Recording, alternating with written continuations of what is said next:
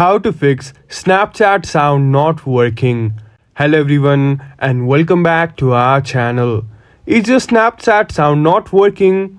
Don't worry, I have got you covered with quick and easy fixes, so let's jump right into it.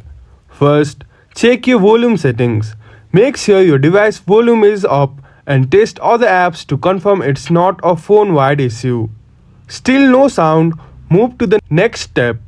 Sometimes silent mode or do not disturb mode can mute Snapchat sounds.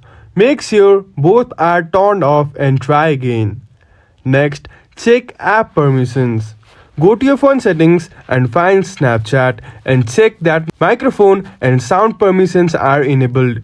Without these, Snapchat can't play sound. Next, restart Snapchat on your device. A simple restart can solve most issues. Close and reopen Snapchat or restart your phone completely, quick and effective. Next, update or reinstall Snapchat. Outdated apps can cause bugs, so check for updates in your app store. If that doesn't work, uninstall and reinstall Snapchat. Next, clear app cache. On Android, go to settings, tap on application, then go to Snapchat and tap clear cache.